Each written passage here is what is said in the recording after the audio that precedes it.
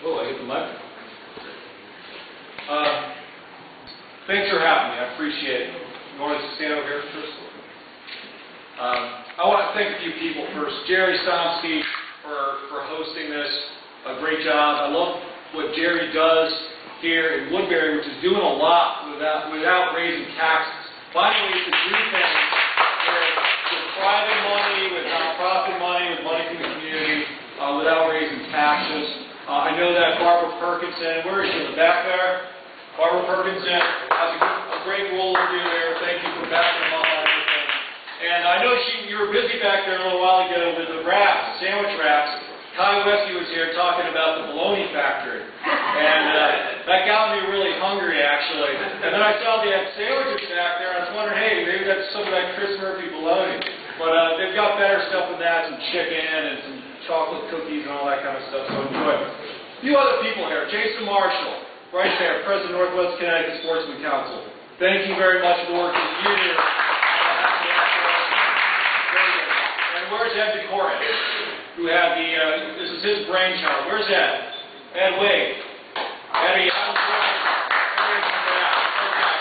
and then lastly, the guy who's filming here is actually Chairman George Linkletter of the Sherman RTC.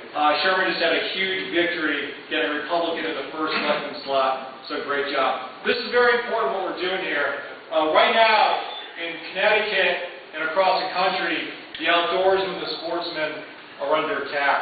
And when I was growing up, my first exposure to firearms was, I believe, around 11 years old in the Boy Scouts, where fired 22s. Who here was in the Boy Scouts and was exposed to firearms there? Okay, we got some arms going up. Or the Girl Scouts. I think okay. Some ladies that were firing the 22s back in the Girl Scouts. And that was a great experience, and obviously later on recreational firearm use, and then eventually the U.S. military getting involved in the M16 and the 9 and having exposure to firearms. And all the while, but especially as an 11-year-old coming up, it was that sense of responsibility. It was that experience that, in a lot of ways, was a life-changing experience, because it is a huge responsibility to use firearms safely and to know what you're doing with them. And now I look at Hartford, and I look at some of the bills in Washington, and even in the United Nations, and some of the things that they're trying to push through there, and it's anti-Second Amendment. It's anti-firearm. And there's no doubt about it. But make no mistake, the outdoorsman community right now, especially in Hartford, is under attack. And programs that have long been funded by the outdoorsmen for pheasant hunting, for fishing, they now see as a cash cow for other programs. So they're going to continue to tax for those licenses.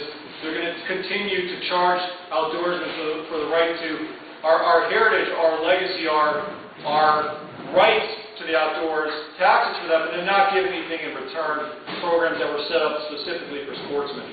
So I believe that you've got an element in Hartford who is really committed to eradicating sportsmen out there. And we need to identify that, recognize that, and deal with it. And how does that relate to this election? We have a choice, many choices in the different races here, on what kind of Republicans we're going to endorse, we're going to nominate, we're going to put up to run these races. And I'm going to tell you today what I'm hearing out there from voters, independents, conservative Democrats, and especially Republicans. They are not looking for Democratic light. They are looking for conservative principles. They are looking for conservative candidates that are going to go out there and show daylight between us and the liberals. Because the choices we have out there in this election are not small. The choices are now whether we need to reduce spending by 10 or 20 or $30 billion, or whether we need to make minor tweaks to the tax code in order to get the economy going. The choices are whether we are going to have a centralized government-run economy, or whether we're going to have freedom and free markets, what this country was based on and what made it great. It's that clear. And so, in the short amount of time I have left, I just want to leave you that impression, to think about this as we go forward, and to remember that if we do endorse and nominate conservatives, That is going to give us the firepower we need down in Washington to make the big changes that have to happen for this country to be safe. And we don't have a lot of time. So look around at the candidates, look what they stand for, and as we come up to this convention, this primary in general, make sure you fight for those conservative principles, because I know we will. Thank you very much.